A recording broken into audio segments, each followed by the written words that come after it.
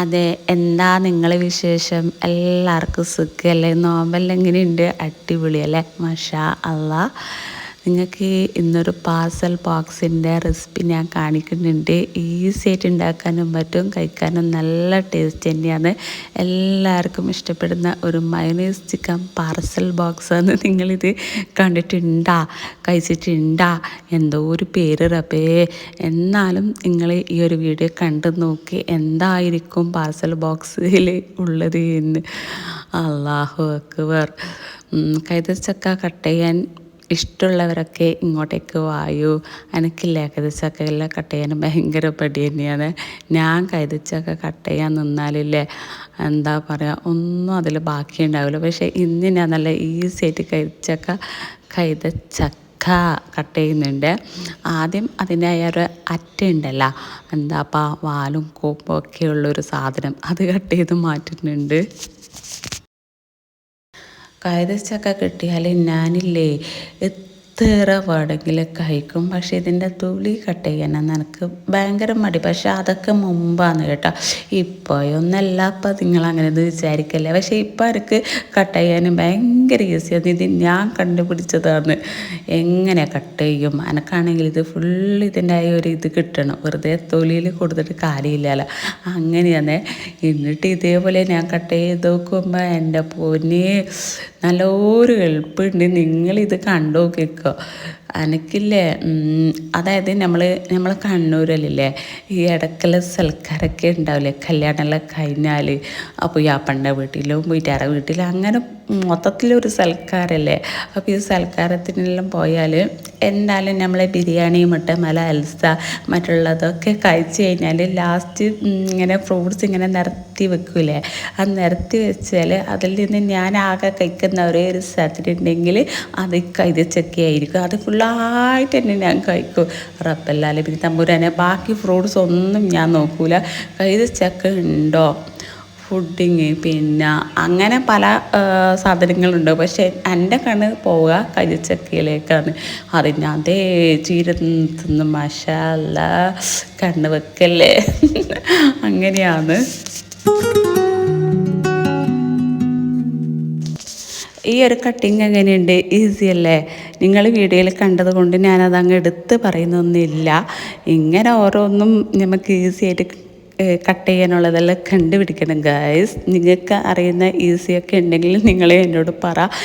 വേറെ എന്താ, ബത്തക്കൻ്റെ ഒന്നും കുഴപ്പമൊന്നുമില്ല. അപ്പോൾ ഈ കൈതച്ചക്ക തന്നെയാണ് ഒരു ചോറി പിടിച്ച ഒരു സാധനം. പക്ഷെ കഴിക്കാനോ എനിക്ക് ഭയങ്കര ഇഷ്ടം തന്നെയാണ്. അങ്ങനെ ഫുള്ളായി കട്ടെല്ലാം ചെയ്ത് ഇന്ന് രാവിലെ തന്നെ ഞാൻ കിച്ചണിലേക്ക് വരുമ്പോൾ എൻ്റെ പൊന്നെ എന്തോ ഒരു മണമെന്നറിയാവുക. ഞാൻ വിചാരിച്ചു റബ്ബല്ലാലമീ തമ്പുരാൻ ഇത് ഇടുന്ന മണക്കുന്നതെന്ന്. അങ്ങനെ സ്റ്റോർ റൂമിൽ പോയി നോക്കുമ്പോൾ നമ്മളെ കൈതച്ചക്ക ഏകദേശം പഴുത്തണേനും.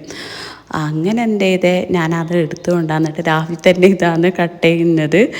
പിന്നെ വൈകുന്നേരം ആകുമ്പോൾ പിന്നെ ഭയങ്കര തിരക്കായിരിക്കും, ഒന്നും തള്ളലായിരിക്കും. ചുമ്മാ പറയുന്നത് കേട്ടോ, ഒന്നും തള്ളാൻ ആരും ഇല്ലല്ലോ, ഞാൻ മാത്രമല്ലേ ഉള്ളൂ അല്ലേ. പിന്നെ ഈ വീഡിയോയിൽ എടുക്കുന്നത് കൊണ്ട് എനിക്ക് ഞാൻ ഭയങ്കര തിരക്കാക്കും മക്കളോട്. അതെടുക്ക്, ഇതെടുക്ക്, മറ്റേതെടുക്ക് എന്നെല്ലാം പറഞ്ഞിട്ട്.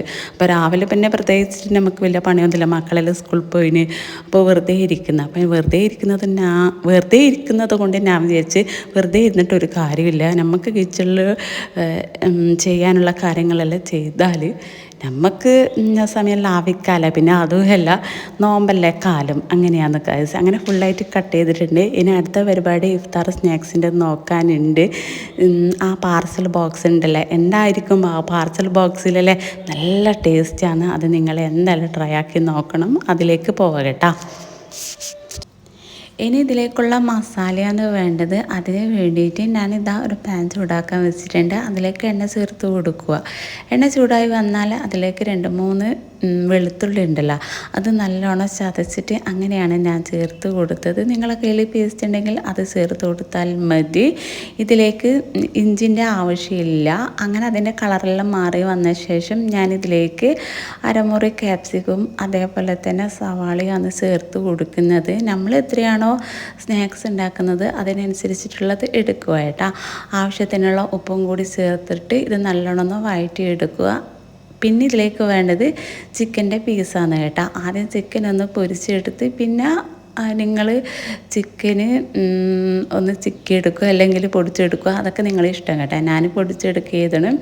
അങ്ങനെ അത് അതിലേക്ക് ചേർത്ത് കൊടുത്തിട്ട് വീണ്ടും നല്ലോണം ഒന്ന് മിക്സാക്കി എടുക്കുന്നുണ്ട് കേട്ടോ.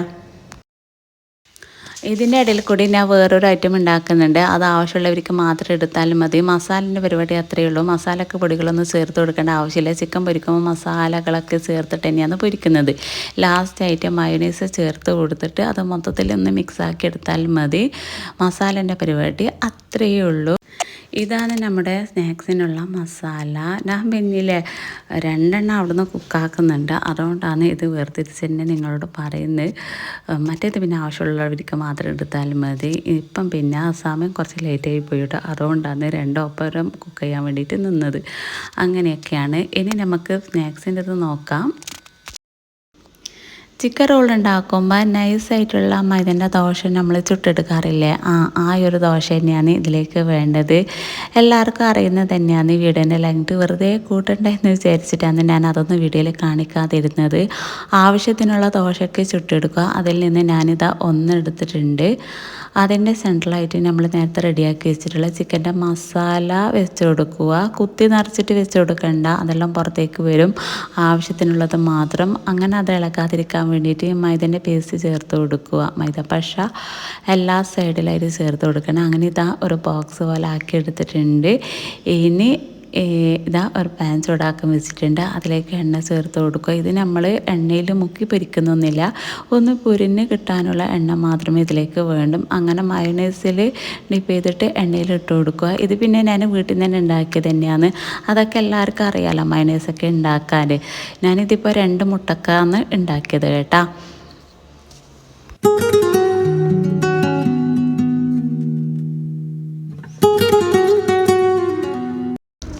അങ്ങനെ അത് തിരിച്ചും മറിച്ചെല്ലാം ആക്കി കൊടുക്കുക. നല്ലോണം പൊരിയണം കേട്ടോ.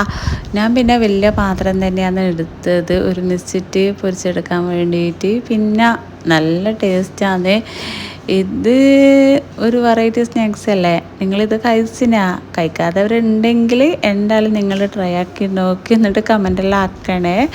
ആ മയോണൈസും ചിക്കനൊക്കെ വരുന്നതുകൊണ്ട് ഭയങ്കര ടേസ്റ്റാണ്. അങ്ങനെ ഇതാ ഞാനിത് ഫുള്ളായിട്ട് റെഡിയാക്കി എടുത്തിട്ടുണ്ട്. നല്ല ചൂടല്ലേ, തണുത്തതേ കഴിക്കാനും പറ്റുന്നുള്ളൂ. അപ്പം ഞാനിങ്ങനെ ഒരു ഫലൂദ പോലെല്ലാം ഉണ്ടാക്കിയത് അത് വേണമെന്നുള്ളവർ മാത്രം എടുത്താൽ മതി കേട്ടോ. എൻ്റെ ഒരു സ്പെഷ്യലാണ്. അതിൽ ഐസ്ക്രീമും കൂടി ചേർത്ത് കൊടുക്കണം. ഞാനത് വിട്ടുപോയി. ഇനി ലാസ്റ്റ് ഞാനതിൽ ചേർക്കണം. ഐസ്ക്രീം നിർബന്ധം തന്നെയാണ്, എന്നാലേ അതിൻ്റെ ഒരു ടേസ്റ്റ് കിട്ടും. പിന്നെ വേറെ എന്താ, അങ്ങനെ ഉണ്ടാക്കി വെച്ചതെല്ലാം ഇതാ ഞാൻ ഇതേപോലെ ഇങ്ങനെ കട്ടാക്കി എടുത്തിട്ടുണ്ട്.